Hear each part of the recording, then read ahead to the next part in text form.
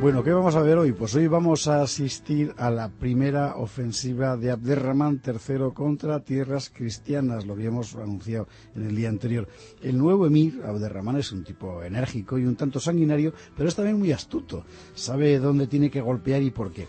Así como Ordoño estaba golpeando en tierras extremeñas para desmoronar el flanco occidental del emirato, Abderramán se propone golpear a Ordoño en su flanco oriental, es decir, en Castilla, donde nace el Duero, para desmantelar la repoblación cristiana y para recuperar la hegemonía mora sobre los caminos hacia Aragón y La Rioja. Estamos ante un duelo de colosos. A principios de agosto de 917 sale de Córdoba un enorme ejército musulmán, en su mayor parte proviene del norte de África. Lo manda un hombre de confianza del emir, el Caid Ahmad ibn Muhammad ibn Adi Abda. De este ya hemos hablado, que las crónicas cristianas llaman Julit Abul Jabat. Llamémosle Julit, mejor. Mucho más simple. La hueste pone ruta hacia el Duero oriental. Siembra a su paso la desolación y la muerte. A primeros de septiembre se planta ante San Esteban de Gormaz, en el sitio que entonces se llamaba Castromoros. Su objetivo, arrasar esa plaza y a partir de ella aniquilar los puntos neurálgicos de la repoblación cristiana. Bueno, ¿y quién avisó a Ordoño? Pues no lo sabemos, pero el hecho es que allí apareció Ordoño. Apareció ya Ordoño II, y no solo él, sino, según parece, también las tropas del rey de Pamplona, Sancho Garcés. Bueno, el ejército de Córdoba no esperaba semejante aparición. Los ejércitos cristianos cayeron sobre el campamento moro como un ciclón. Los moros, desprevenidos, apenas sí pudieron reaccionar. El 4 de septiembre, el poderoso ejército que mandaba a Julit huye a la desbandada. Dicen las crónicas que los musulmanes muertos fueron tantos que su número excedía el cómputo de los astros. Desde el cauce del Duero hasta Atienza, todo el campo amaneció cubierto de cadáveres. Bueno, es lo que dice la crónica. El hecho es que entre los caídos de Córdoba se hallaba su jefe, el propio Julit. Ordoño mandó colgar su cabeza en las almenas de San Esteban de Gormaz, y al lado colgó la cabeza de un jabalí, lo cual no dejaba de ser una forma de homenajear al vencido.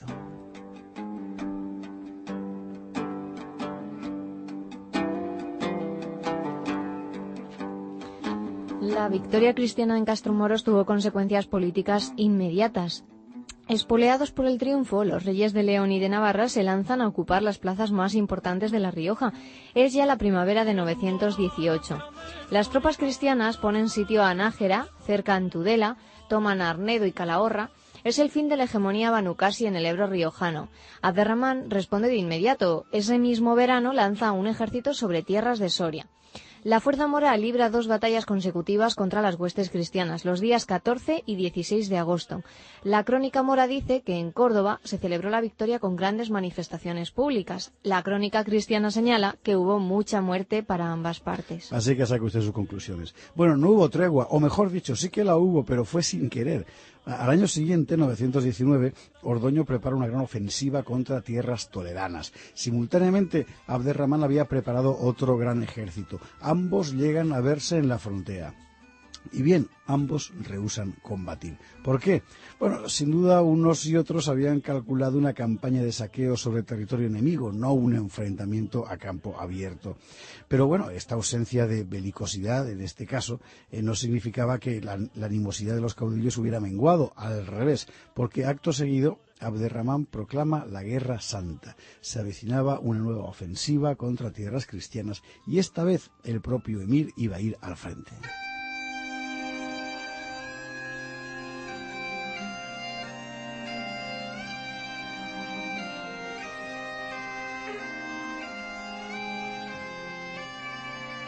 Conocemos casi todo sobre esa campaña. Abderramán concentró a sus tropas con gran aparato el 23 de abril de 920. Un mes después, la hueste se puso en movimiento. Su objetivo, el Duero oriental, una vez más. El punto que más preocupaba al emir. El poderoso ejército moro cruzó Guadalajara con rumbo a Medinaceli. En una rápida cabalgada atacó con éxito Osma y San Esteban de Gormaz, Clunia y Burgos, Tudela y Calahorra. Luego se dirigió hacia Arnedo, donde aguardaba el rey de Pamplona, Sancho Garcés. Cuando éste supo que Ordoño acudía a socorrerle, sacó a sus tropas de la ciudad para unirlas a los ejércitos de León. Seguramente no hubo tiempo para formar un frente lo bastante sólido. El ejército de Abderramán desarboló la resistencia cristiana en Viguera y se encaminó hacia Pamplona. A unos 25 kilómetros de Pamplona, en Valdejunquera, el grueso del ejército cristiano trató de detener la ola musulmana, pero era un grueso demasiado escaso. La superioridad del ejército cordobés se impuso de manera implacable. Abderramán hizo numerosos prisioneros y entre ellos los obispos de Tui y de Salamanca.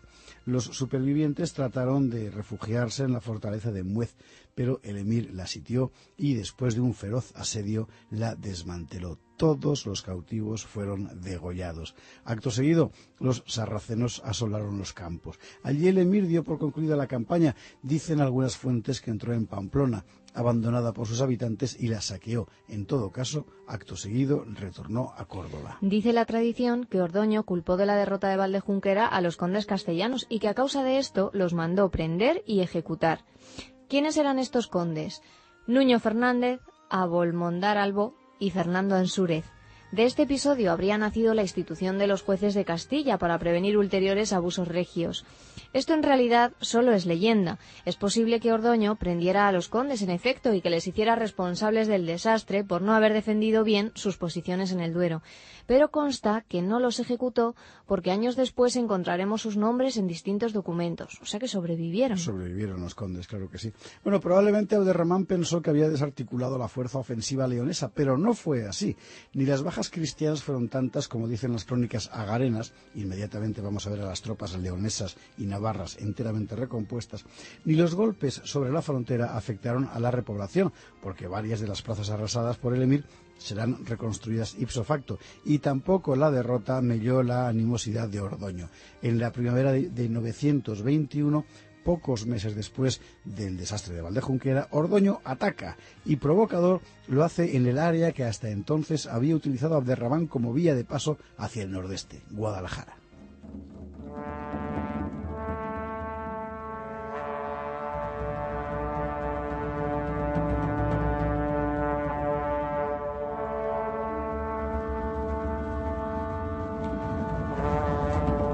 Fue esta de Ordoño una campaña de saqueo y botín. Se trataba ante todo de devolver el golpe de Valdejunquera. Los ejércitos de León llegan a Guadalajara y hay que suponer que esta vez con la ayuda castellana, dado el teatro de los hechos. Sitian y desmantelan sucesivamente una serie de castillos cuya identificación actual sigue siendo polémica, porque las fuentes no se ponen de acuerdo, pero que podemos localizar en la Alcarria y el corredor de Lenares, la vía de comunicación entre el Emirato y las tierras banucas y de Zaragoza. Dice la crónica cristiana que la incursión llegó hasta muy cerca de Córdoba, aunque hay que suponer que el cronista se refería en realidad a Toledo. Y hecho un cuantioso botín, Ordoño volvió a Zamora con su crédito militar recompuesto. Pero en este momento le va a ocurrir al rey algo muy doloroso, y es que a su regreso a Zamora encuentra muerta a su esposa Elvira, la hija de Hermenegildo Gutiérrez. Elvira le había dado 5 hijos: Sancho, Alfonso, Ramiro, García y Jimena. Ordoño tenía en este momento 50 años, ya no era joven, pero tampoco era viejo, y un rey no puede estar sin reina. Así que el monarca se vuelve a casar. La escogida es Aragonta González, de la poderosa familia gallega de los Betote o Betotiz, con anchas posesiones en Pontevedra. Bueno, es una unión política. Ordoño quiere seguir vinculado a los clanes nobiliarios gallegos. Eso sí, el matrimonio apenas duró 2 años, porque Ordoño repudió a Aragonta en 923. ¿Y por qué Ordoño repudió a Aragonta? Pues al parecer por razones políticas. En un tiempo en el que los matrimonios tenían una función política decisiva, los repudios no eran nada anormal. Tampoco parece que fuera un episodio traumático, pues a esta Aragonta la vamos a encontrar enseguida instalada en sus tierras pontevedresas con una notable fortuna, fundando monasterios y con tratamiento regio hasta su muerte. ¿Y cuáles eran esas razones políticas que motivaron el repudio de Aragonta? Unas muy concretas: la creciente solidez de la alianza leonesa con Navarra, tanto que una vez libre de Aragonta, Ordoño se casa con la infanta Sancha, hija del rey de Pamplona. Exactamente, porque la alianza con Navarra era una pieza esencial de la política de Ordoño. Si la derrota de Valdejunquera hizo peligrar el asunto, porque bueno, se veía a Ordoño un poco flojo, la victoria de Guadalajara devolvió el lustre a las armas de León. En el verano de 923, a iniciativa del rey Sancho Garcés de Pamplona, navarros y leoneses emprenden una ofensiva conjunta en La Rioja. Ordoño ocupa Nájera, Sancho toma Viguera. Los efectos de la derrota de Valdejunquera se disolvían por entero. Los cristianos habían recuperado el pasillo riojano. Habían pasado 200 años desde la victoria de Covadonga. No es muy verosímil que Ordoño, que tenía un temperamento sensiblemente menos ilustrado que el de su padre, se detuviera a mirar atrás. No sabía descansar, temiendo que el ocio menguara su preocupación por los asuntos del reino, dicen de él las crónicas. Pero el hecho es que las campañas de 921 y 923 habían llevado al reino a una extensión inimaginable para Pelayo y los suyos.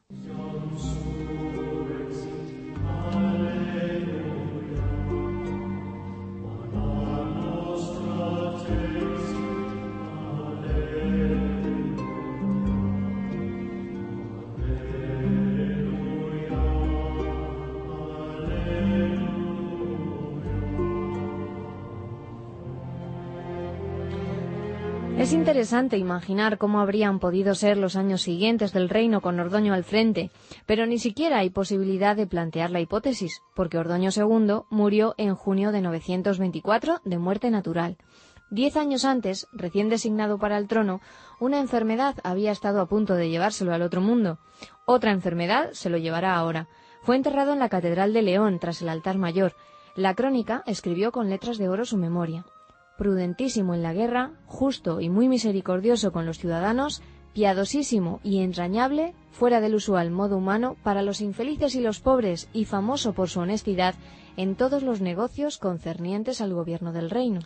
Pero si Ordoño fue todo esto en vida, no pudo hacer que las mismas virtudes le sobrevivieran.